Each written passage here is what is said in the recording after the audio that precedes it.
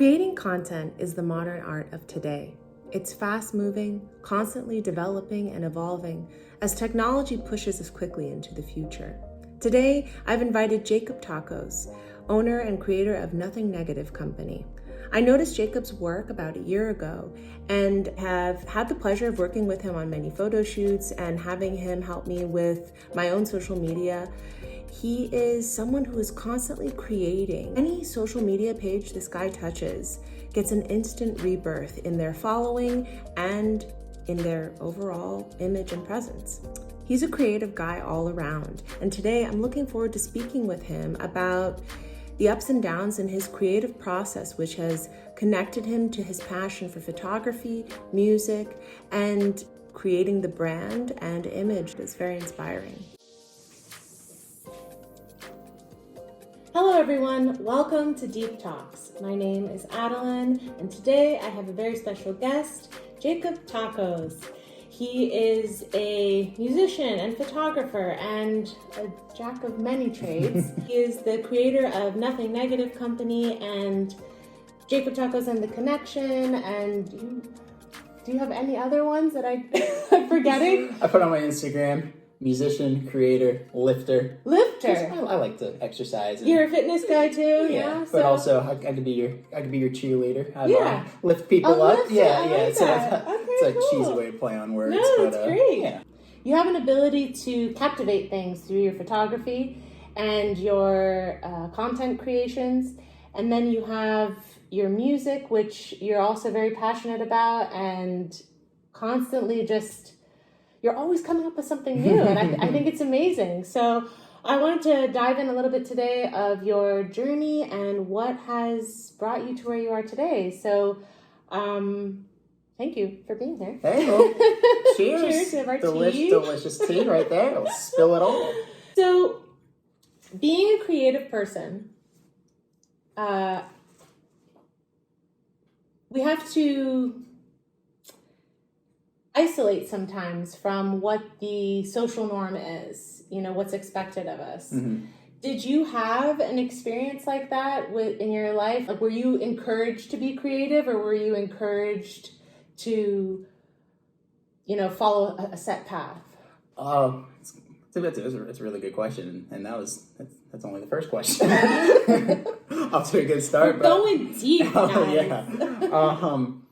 Well, I mean, I'm very fortunate and blessed enough to grow up with two parents that really supported me in anything I wanted to do. Yeah. My dad's a general contractor, and he owns his own business, and the way he builds and creates and just can make anything from nothing out of his hands. And then my mom, being a graphic design major and also a photographer as well. Okay. And just super supportive parents. I mean, I've been playing guitar since I was 10 years old, and there hasn't been a time where they told me to turn it down except when they're trying to sleep. Right. Yeah. So your parents were super supportive of you, just being a creative, expressive person. What made you start creating your own content path, and just getting my own path? Just getting your own path.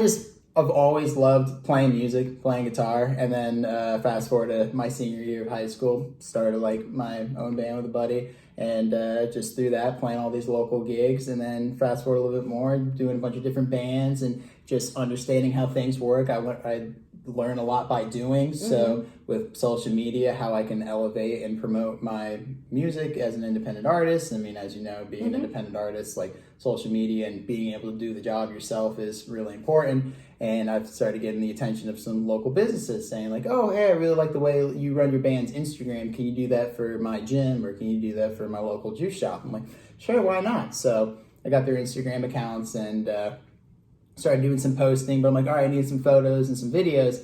And they're like, okay, well, here's a couple like iPhone photos, and here's some videos that we were taking like the first day we were open. I'm like, I can't really, it's not this, but it doesn't really capture what's like happening right now, or like what's really going on currently in that energy. So instead of hiring a photographer or like a production team to come in and take like a picture of like a $3 coffee, I thought that was just such overkill. I'm like, I'll just learn the skill myself. So I picked up a camera and just a lot of YouTube videos and a lot of just failing and trying some new stuff, calling certain people and bouncing ideas off of, and just kind of developed that skill of creating creative content targeted to that particular subject. So you just, like, you were offered the opportunity to do it and then you started learning how to do it? Because it was more of like, oh, we really like the way you represent your band online Right. with like social media. Sure. And at that time I was studying public relations at school, so I had a pretty good understanding. And then my professor was telling me kind of, he's like, you're very natural at this too. I mean, booking all my own shows and doing all my own press and kind of doing the publicist side as well as the public relations side, and just being in the community as well, since I'm born and raised in my town and things. So community is something I value a lot too. And that's, as cheesy as it sounds, I mean, creativity and connection is like two things I really believe in. And then I just kind of funnel all that through music, which is my passion. Yeah. And you have, I feel like, a natural ability to connect to people. And it seems that it's authentic as well when you're, like, you genuinely have something you want to share, or you genuinely want these people to meet. That's really awesome that you know, just by being yourself, you were recognized for that. And then that opened up a completely different door outside of the music for you. Yeah, exactly. So that's what really opened up your photography? Yeah, it opened up the photography side and just taking pictures, because I would take pictures to use that to advertise, market, and really make the profile of the business online look accurate and representable.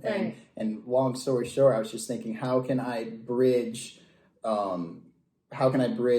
this to the general public, and through that would creative content and creative endeavors. And since I do consider myself an old soul, I still believe in looking people in the eyes and shaking their hands and all that good stuff. But so that's why I do a lot of guerrilla I would call it guerrilla marketing. I'm not really too sure, as far as just like being out there in the community, just kind of going door to door and shaking people's hands sort of thing. And I feel like a lot of that's lost now because everyone's kind of on their phone and people don't even know how to do this anymore. It's true. It's true.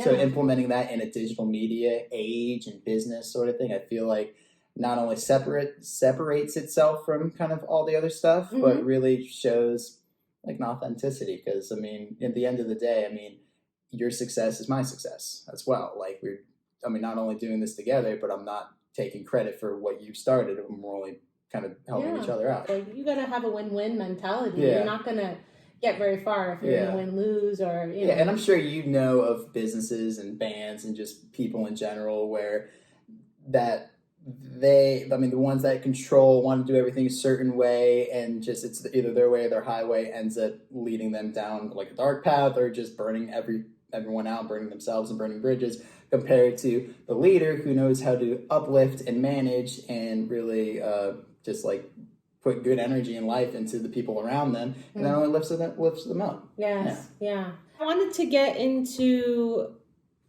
where your inspiration in your photography comes from, because first of all, your photos are, a lot of them, they're so fun. There's so much life in them. You have an ability of capturing this, not only like a sense of humor, but this vibrancy in people. Because I know that you're doing food and other things as well for restaurants.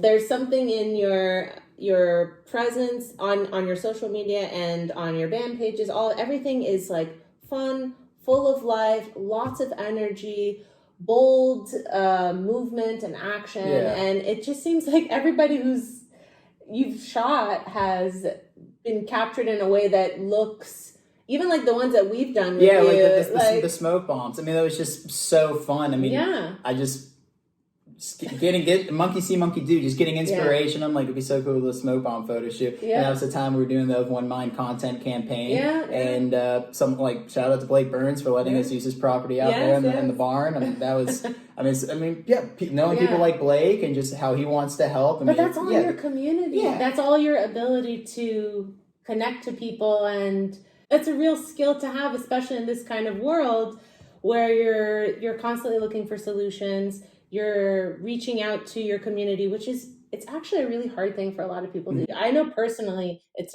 really, really hard for me to reach out or ask for help or turn to my brother or sister or someone to lean on to for whatever I'm trying to do. I'm working through that now.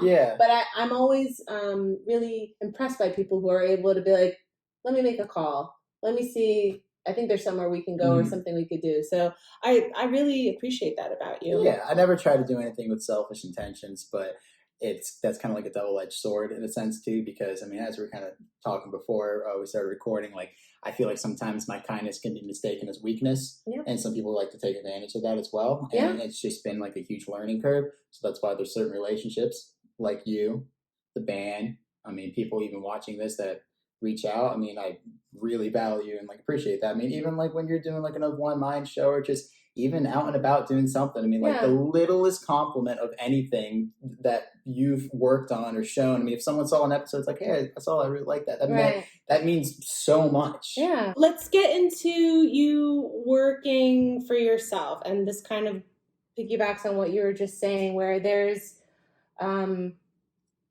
challenge with, first of all, working alone. Yeah. But there's a freedom. And then there's the other side where you probably have some lack of letting go of control because you're the captain of the ship. So there's trusting, other people, and especially when you're creating something, trusting other people with it. I definitely learned I mean, it's obvious you can't do life alone. Right. And there's certain projects and certain tasks that someone can do better. And there's a job, and there's a position that could be filled with anybody and with anything. That's kind of like what I believe, what I see in people. Right. So like my buddy, Gio Lane, if you're watching this, what's up, man? He's really strong on the video production side, and I feel a little bit more comfortable and confident in the photography side of things too. So like this past weekend, we were in Sarasota doing a project for a client, and he needed to bring an extra person on. So he called me. He's like, hey man, need that sort of thing. So I came on with him, and then vice versa. But it's really kind of building a team of people around that you trust and that are like-minded and that understand your creative vision. And trusting them with your creative vision. That's, I think, the hardest part. And kind of the respect both ways. I mean, especially kind of like in a creative field. With everybody and their own ideas. Yeah. Kind of something I had to learn too with like approaching certain projects as well, and just collaborating, working with people. I mean, if I didn't understand something and I kind of wanted to do it my way instead of immediately tearing that down or questioning it to death. You can question things, but there's a difference between questioning to death and with kind of like in that negative energy and really kind of picking it apart compared to just asking an appropriate question to kind of get your thoughts and let's try it. Okay, cool. It's not going to hurt. We can try it. Yeah. If I'm feeling like I have a vision and I want to see something, follow through, I will then attract other people who will stand for the vision. Yeah. But won't do the work for the vision. So, and that's sort of where my lack is, where I'll spend a lot of time, I don't know if you have this just being a creative person, but you could see yourself doing something so clearly. The vision is there, you can feel it, you can smell it, you can taste it, and then the minute you get into action about it, you're like, wait, maybe not. I don't know. Is this bigger than I thought? Is this kind of hard? This is hard. It's taking a lot of time too, It's not what I thought it was going to be. And then all of a sudden your beautiful vision that's there is coated with this like slab of doubt. And then you're trying to connect to other people around, but it's you, your vision, your slab of doubt, and then other people. Yeah. So when you're speaking or when you're connecting with people, you're sharing your vision, trying to enroll them in your idea, it's your own self-doubt that you have to break through to connect to the other people. Because they maybe see your vision, but they also can sense or feel, I don't know if it's subconscious, like your own doubt, and I feel like that is a way of being, I feel super exposed. Look over there, look at this idea I have, but don't look at all my doubt and negative thinking. Well, do you experience that? I have a funny story kind of relating to that. This plant is attacking you. Plant's tickling. About 2.5 years ago, I was asked to speak at a digital media conference in South Carolina. Awesome. Yeah. I have an Instagram page I started a while ago called Musicians Daily. Where I was like a freshman in college, and I just wanted to post about music. Am I allowed to curse on your? Yes. I can bleep out things. Okay. I'll give me 3. Or not. I'll do 3 curse words. So here's my one.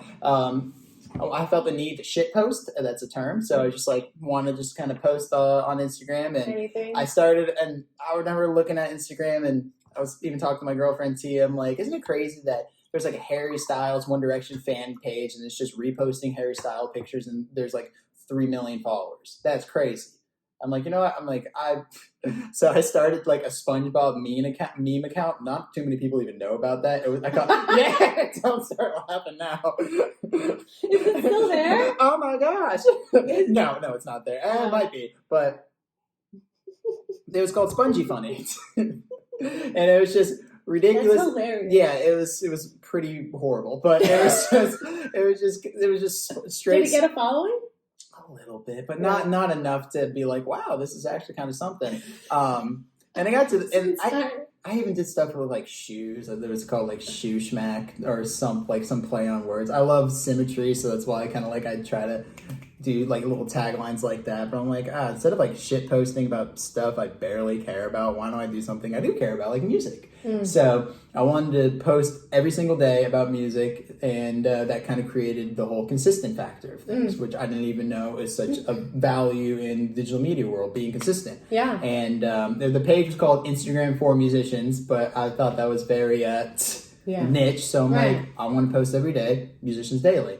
And I wanted to be more about like the musicians themselves, the gear, whatnot. Yeah. So over time, I was posting like every day, just like Telecaster Tuesday, Wall Hanger Wednesday, and just posting. And first year got 10,000 followers. And I didn't even really notice. I'm like, oh, that's kind of cool. And then just the endorphins going off. I'm like, oh my gosh, like I want to keep going. Can I ask how much effort or energy is involved when doing that? Are you spending hours doing that? Was it taking 2 minutes of your day? This was also I think 4 years ago when I started the page, and I mean Instagram and social media has been different like the last month. It's changing like crazy, so especially with the algorithm just fisting. The algorithm! Yes. Everyone, this godforsaken algorithm.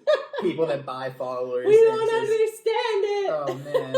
But I would just I would be able, and then I would be able to post and just actually get like an organic following. I never paid for advertisement. And then I started getting the attention of like other music blogs and music pages. And then I was fortunate enough to like be flown out to Summer NAMM in Nashville and then NAMM in California. But then I got the attention of like a social media conference, and I kind of told them like what I do with like Musicians Daily. It's like a creative content platform for musicians. And then that's when I was starting the idea of doing nothing negative, of just kind of like like not even like a digital media advertising company, just like a creative company. Right. And do you make money from that? What, Musicians Daily? Yeah. I have through advertisement. I would like when it was really going. Yeah. Now it's kind of like slowed down because I've spent my energy in other places as well. How does that work? Brands would reach out to me, and we would kind of communicate and negotiate with pricing as far as like, hey, how much for 3 posts, or hey, how much for this sort of thing, or hey, can you create? Is that something you decide or they decide?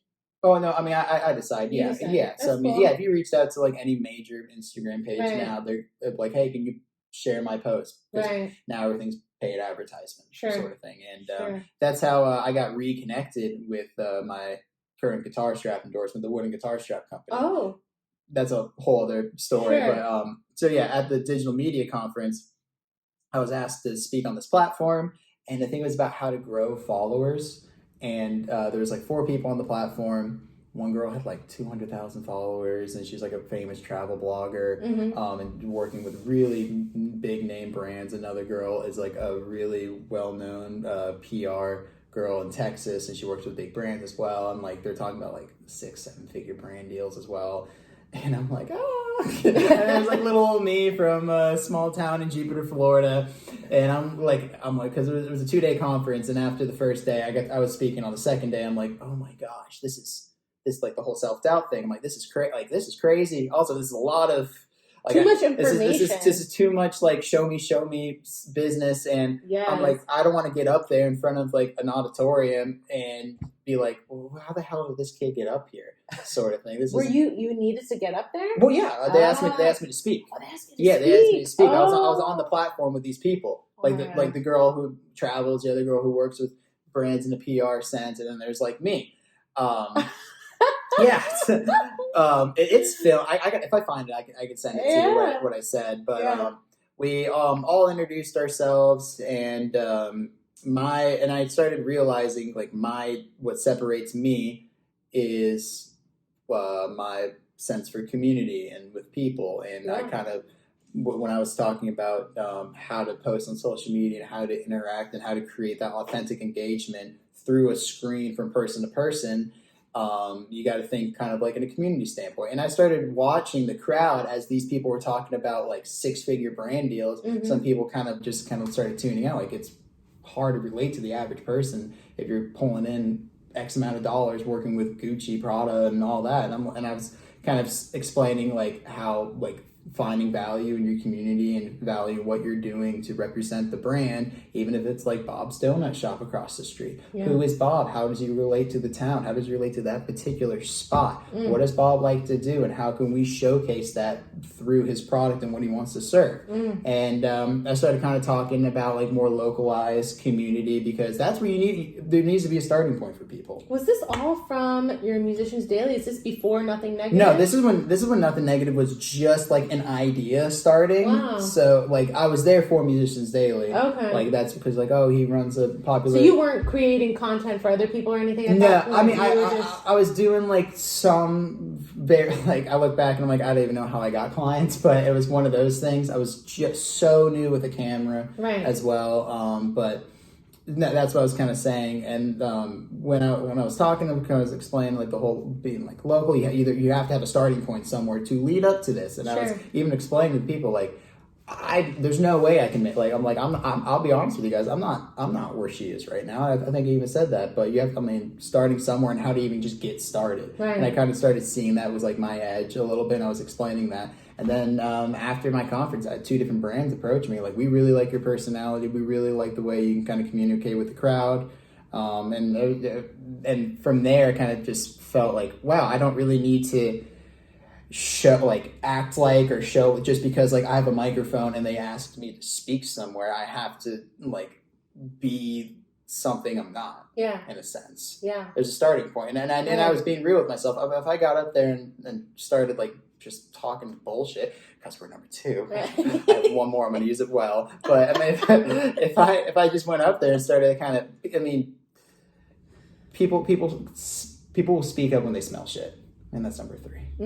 Yes, that's true. That's such a cool thing. I didn't know you spoke at something like that, but I've spoken at that was one conference. I've spoken at like a college class. I mean, I was still attending college too, and one of the professors knew what I did and kind of asked me to speak on something. But I would do more public speaking a little bit sometimes. It's fun. Yeah. It is fun for certain settings, but I mean, I do like have anxiety a lot, and sometimes it gets the best of me. I mean, even I remember I was on a team doing a folk festival. Right. And, me and another person on the team, Micah Drum, we were asked to speak at 1909, just kind of give like a little pitch and kind of talk about it.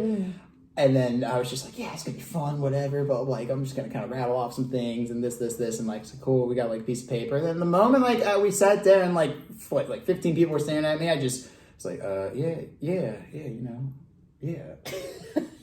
Micah, what were you saying? Yes, I mean, putting yourself out there behind a screen is so different than putting yourself out there in front of the actual faces. Yeah. Definitely. I will say that I think that your music gives you that opportunity to force yourself in front of people. It does, yeah. You know, to engage. And you're really funny, by the way. I don't know if you ever thought about doing like stand-up. I think you're hilarious. First of all, your social media, you and very few people actually make me laugh out loud. Oh my gosh. And just like the little photo things that you do after each like post, you're so funny. I look at stand. You have an eye for things that are relatable, and then you just, I don't know. You need definitely different kind of chops maybe for the stand-up, but you are really funny, and it shows through your social media. It shows through your stories. All of your posts have something that is engaging and relatable, or like touching. You're like, that was really sweet, or you'll post something like that, or you know, showcasing different things in your life. I mean, if I can try to make some lemon juice from a TikTok video that I saw, and it's failing, and my mom's in the background saying, "You're doing it wrong. You're doing it wrong. Try rolling the lemon," and me looking like an idiot. If that can get people, and anyone would probably just be like, this isn't worth it. But you capture that moment of the struggle and make it hilarious, and it's wonderful. But even yeah, exactly. But like even through that process before, there's been times where I would do stuff like that, and then I would let one, like even like 15 people were like, "Oh my gosh, this made my day. This is hilarious." But and then that one person's like, "What? Do you think you're better than us?" Like, wait, what? No. Why would you say that? Why would you say that? Now I'm thinking about that. But just like examples like that. I mean, it's taken me a long time to kind of just really be comfortable and confident in my own skin, and just even kind of let stuff just. It gets better as you get older. It gets a lot easier, and it's not even that it gets easier. You just start caring less. Yeah. When you care less, you're able to just be more authentic and not care as much. My sister, she's a teacher for children with autism, and she's an incredible person. But it's older. Yeah, she's my older sister. I'm a middle child. Okay. But it's funny. It's funny because it's funny because I mean, she was telling me the other day. She's just like, I don't care. Like I don't care. Like what these people have no idea. Like I've stopped caring about like the other opinions of people, and I was kind of thinking it like from her standpoint of like how she educates. She's an educator, and then the way she relates to these children. And I went to Romania with her on a mission trip too, and the way I watched her interact with people in Romania and like the Gypsy village as well, and she's got a very, very good skill, but just seeing the way she communicates with people on a vulnerable level too, and then just letting all of that just crap just tune out sort of thing. She's like, I don't care, this is like I'm connecting with this person, and for as an educator, it's inspiring to me, because even being on stage, there's been like singing's been a learning curve for me too. But just being on stage, and it got to, like, there's been times I've almost canceled gigs just like being in the parking lot, just having like a panic attack in my car. Yeah, like it's like solo gigs. What do you do in those moments? Cry and just just to beat my head against the wall. Breathe. Sometimes I like to talk to like just call a friend and not tell him like, hey, I'm like freaking out, but just see what he's doing to distract me a little bit. Are there people that you're vulnerable with in your life? Yeah, of course. My girlfriend. There's a select few people of friends, and that's through that process I've learned who to share with about things, who not to share with about what, and even just like sharing like a piece of you. There's a level of learning there where it's like your relationship with that person's like, oh, like, okay, I see where this relationship is. I tried sharing something not fun to talk about, but I could see that you don't even want to acknowledge it. So I'm like, okay. Yes. It's stuff like that's been a learning curve. But in moments like that, even if I don't feel the need to like reach out and like at the end of the day, it's me. I mean, I could be on a desert island having a panic attack or whatever, and I can't call somebody. I need to figure something out. Right. Yeah. So just deep breaths. There's like a certain like a number system of breathing. Yes. Exactly. Do stuff like that. Is there like maybe you're aware of it or maybe not, but are you conscious of a mantra or something that pulls you out of the whirlwind of the negative self-talk? Because when we're feeling that inside, it's absolutely necessary that I do this. Everything inside of me is telling me I have to do this. And you really are on like a mission to fulfill this destiny that you have.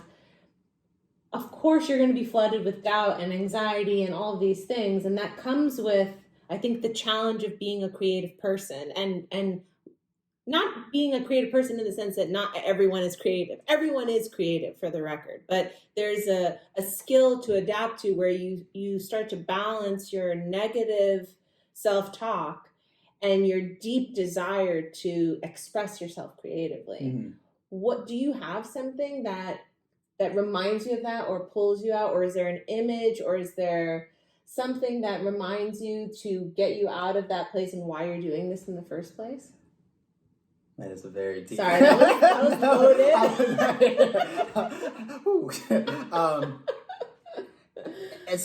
I try to kind of break it down in a simple way as well, because if I really take it all in one sitting, I get overwhelmed. Yes. I mean, people usually get overwhelmed when they take a whole lot on at one time, and then they entirely shut down, and then all these things are going on. Either becomes disappointment, anger, and then just like negative energy coming towards you, Totally. and it's just worse. Yes. So I kind of like to break things down in a simple way, like even just kind of like a checklist in my head. So yeah, I'm having a panic attack in the car. I'm just nervous. What if they don't like me? I remember last time I gigged at this place, I got like a weird look. Is that going to happen again? So what if I cancel this gig? Okay, there's a possibility this place will never book me again because I'm unreliable. Well, that can't happen because this is my lively income. The worst thing, someone's going to tell me I suck, but someone else I might make their day. There's a possibility I might make someone's day. Regardless. So you're using like logic, reasoning, and it pulls you out of. And also, I stopped drinking about I think it'll be 2 years in October. And that's the thing. I say I stopped drinking. I didn't quit drinking. Right. I just stopped because I was even thinking about it. Did I quit drinking forever? But what if one day I do want to have a drink, making it mean something. Yeah, exactly. Yeah. And thinking about it for the rest of your life is huge. But just kind of taking it one day at a time. Sure. Today, am I going to have the decision of the moment? Yeah, what is that decision? I'm going to drink some tea. Yeah. That's really cool. So making that checklist is what pulls you out, and using a bit of logic and reasoning and worst case scenario, and then letting it go with some deep breaths gets you out of the car. Yeah. And then even just simple, a moment alone too can either moment alone to kind of get regrounded, disengaged, to rearrange in a sense. So I noticed that also at your shows. I always find, being a musician, I always find the exhausting part of any gigging, any show or gigging in any way for me is this loading in, loading out, setting up, sound checking. That whole thing is already a weight sometimes, with just thinking I can't just come and play, and then the other side is you are there with cameras, you're there with GoPros, you're thinking 10 times more than just going to play a show. You're thinking about the whole production, which, forget the gig. Yeah. There's this whole other thing you're creating that is adding to this bigger creation that you have going on, which is living through your content and your social media. And that is the thing I really think that makes you stand out, because that's what we see. That's what we see. If no one went to your show, it doesn't matter if there was one person there. You look like a superstar with the way the lighting and the angles and the camera. I would never doubt for a second that it wasn't a sold out show with the way that you make it look through your content. It's even like this. When you see this, what do you think? Quartz crystal with some phantoms inside. How could this be used? Oh, I see how you could use it. Exactly. So seeing something at face value, or seeing something how can it be as productive as possible with using this? I could use this as a prism sort of thing, and kind of look at that artsy fartsy stuff.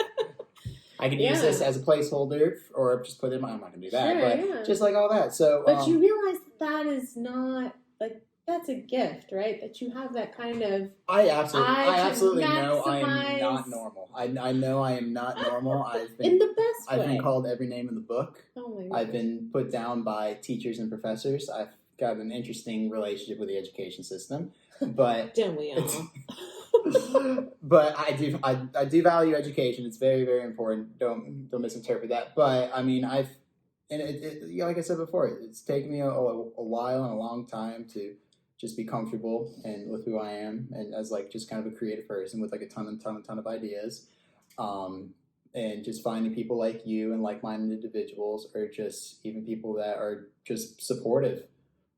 It means so much more than that one negative comment, even though that feels like dead weight and can pull everything down. For sure. It's the light that kind of breaks out the darkness in a cheesy way. Not cheesy, in an amazing way. Well, this has been so wonderful to talk to you, because I got to learn a lot more about your journey to where you are.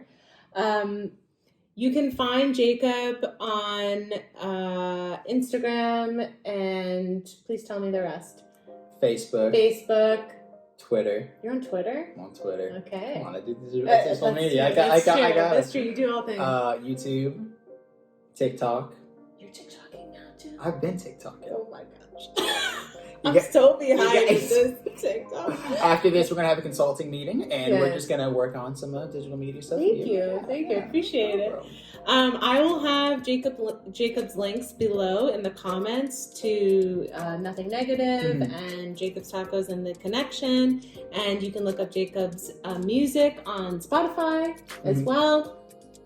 There's a whole lot more to Jakob, and I think I'm gonna have him back to talk a little bit more about all the other aspects. I think I love it. This is fun. This was good. Thank you so much for watching Deep Talks. I'll see you again next time. Don't forget to hit subscribe and to share this video with a friend, and follow. Cheers. Jakob. Clink. Clink.